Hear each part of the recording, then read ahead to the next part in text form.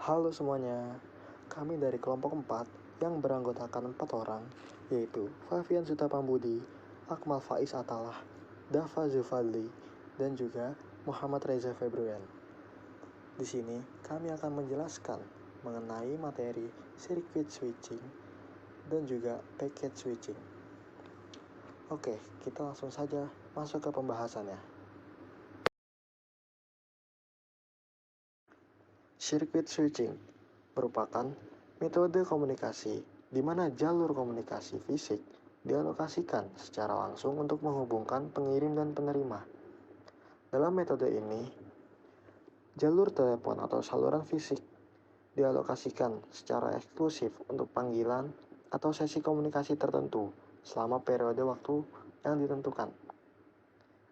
Dapat kita lihat dari video, terdapat 3 tahap dari circuit switching ini. Yang pertama ada inisiasi panggilan, yang kedua ada transfer sinyal atau informasi, yang ketiga itu pemutasan sirkuitnya, atau biasa kita sebut sebagai handshake, teknik handshake. Nah, yang pertama itu inisiasi panggilan. Di sini sender atau pengirim melakukan panggilan atau panggilan telepon. Sistem akan mencari jalur sirkuit fisik yang tersedia untuk menghubungkan pengirim dengan penerima. Setelah itu, sirkuit akan dihubungkan secara langsung antar kedua pihak. Nah, yang kedua itu transfer sinyal atau informasi. Misalnya data yang dikirimkan saat melakukan panggilan berupa suara. Nah, data tersebut dikirimkan melalui jalur sirkuit dalam bentuk kontinu dan berkelanjutan. Karena sirkuit yang tetap, data atau sinyal yang diterima cenderung konsisten. Setelah itu, pemutusan sirkuit. Nah, saat panggilan berakhir, maka jalur yang terhubung akan dilepaskan dan tersedia untuk panggilan lain. Nah, di sini pemutusan sirkuit dapat dilakukan baik dari pengirim maupun penerima. Kita lanjut ke materi berikutnya. Packet switching. Packet switching merupakan salah satu metode komunikasi dalam jaringan telekomunikasi di mana data atau informasi dibagi menjadi paket-paket kecil sebelum dikirimkan melalui jaringan. Setiap paket data memiliki header yang berisi informasi tentang pengirim, penerima, urutan paket, dan juga data itu sendiri. Nah, paket-paket ini karena memiliki alamat tujuan yang lengkap setiap paketnya, mereka dapat melalui jaringan secara terpisah dan juga mengikuti rute yang berbeda menuju tujuan akhir. Dapat kita lihat dari contoh video. Di sini, sender melakukan pengiriman informasi yang terbagi menjadi 4 paket. Nah, paket 1, 2, 3, 4 dapat melalui saluran komunikasi atau saluran fisik yang berbeda-beda. Namun, mereka mencapai tujuan yang sama. Nah, setelah mencapai tujuan atau setelah mencapai penerima, paket tersebut akan disatukan dan juga diurutkan sesuai data-data dan juga nomor urut paket tersebut. Setelah itu, paket baru disampaikan ke receiver atau penerima. Berikutnya, ciri-ciri circuit switching. Berikut merupakan ciri-ciri atau sifat dari circuit switching, yaitu yang pertama, dedikasi. Jalur komunikasi didedikasikan untuk pengguna eksklusif, tidak dibagi dengan pengguna lain. Yang kedua, pengaturan awal. Persiapan jalur komunikasi membutuhkan waktu untuk mengalokasikan sumber daya. Yang ketiga, kecepatan koneksi. Kecepatan komunikasi tetap konsisten selama percakapan berlangsung. Dan berikutnya, ciri-ciri paket switching. Berikut merupakan ciri-ciri atau sifat dari paket switching, yaitu yang pertama, paket data. Data dibagi menjadi paket-paket kecil sebelum dikirim melalui jaringan. Yang kedua, pengalamatan. Setiap paket data dilengkapi dengan alamat tujuan untuk pengiriman lebih efektif. Yang ketiga, rute dinamis. Paket data dapat mengambil rute yang berbeda dan tiba di tujuan secara terpisah. Lalu, bentuk informasi dari sirkuit switching. Bentuk informasi dari sirkuit switching ialah informasi yang berupa voice atau suara, dan suara ini merupakan sinyal analog. Dan contoh penggunaan sirkuit switching ialah pada jaringan 2G.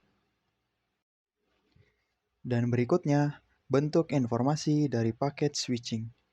Bentuk informasi dari paket switching ialah informasi yang berupa teks, gambar, dan video, dan itu merupakan multimedia. Dan itu merupakan sinyal digital. Dan contoh penggunaan paket switching ini yaitu pada jaringan 4G. Lalu, proses inisialisasi sirkuit switching. Cara proses komunikasi sirkuit switching dimulai dengan proses inisialisasi, lalu terjadi proses transfer data atau informasi, dan pada akhir proses ialah pemutusan sirkuit.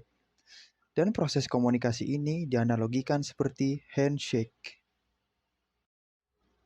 Dan proses inisialisasi paket switching. Cara proses komunikasi dari paket switching ini ialah proses inisialisasinya hanya dilakukan di awal. Kelebihan dan kekurangan sirkuit switching. Pertama, kelebihan. Sirkuit switching sendiri memiliki beberapa kelebihan dibandingkan oleh paket switching, dan beberapa contohnya adalah sebagai berikut. 1. Memberikan kualitas suara yang baik dengan minimasi delay dan hilangnya paket data. Lalu, tidak ada interferensi atau pengawasan yang mungkin terjadi saat menggunakan jalur yang didedikasikan. Lalu, kemampuan untuk mengatur panggilan dan melakukan tugas yang berkaitan. Selain itu, sirkuit switching juga memiliki kekurangan jika dibandingkan oleh paket switching.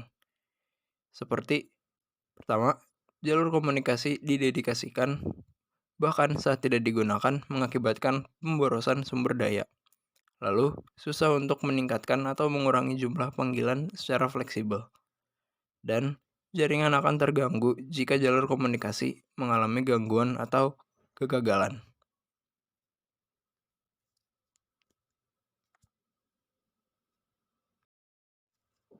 Kelebihan dan kekurangan paket switching. Pertama, kelebihan. Paket switching sendiri memiliki beberapa kelebihan dibandingkan oleh sirkuit switching, seperti contohnya berikut. 1. Sumber daya yang digunakan secara efisien karena paket data hanya dikirimkan saat dibutuhkan.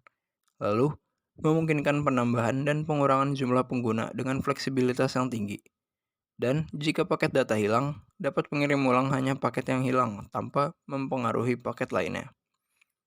Lalu, kekurangan paket switching. Paket switching sendiri juga memiliki beberapa kekurangan dibandingkan oleh sirkuit switching. Pertama, paket data bisa membutuhkan waktu lebih lama untuk mencapai tujuan karena harus melalui beberapa jaringan.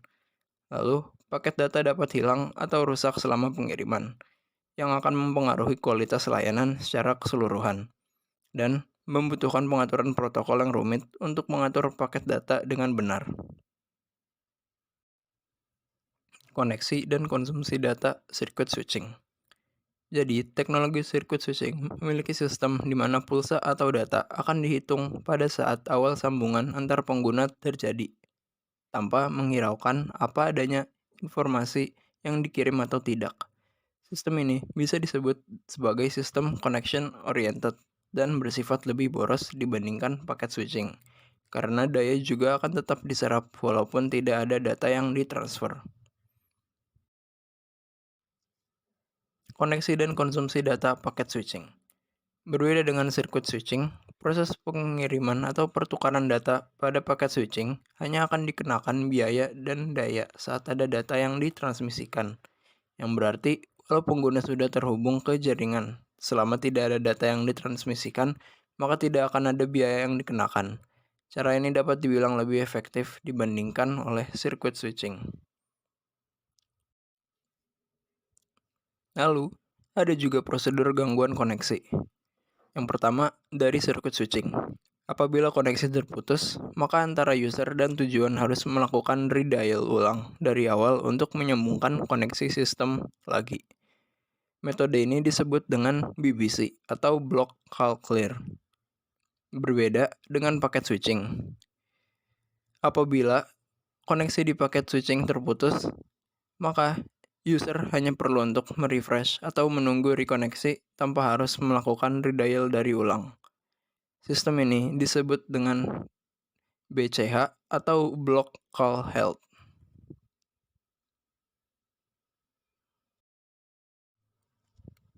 Kesimpulan, dalam sirkuit switching, jalur komunikasi didedikasikan untuk penggunaan eksklusif.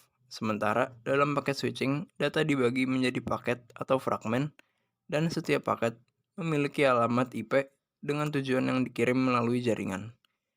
Keputusan antara kedua metode ini bergantung kepada kebutuhan dan karakteristik dari komunikasi yang diinginkan.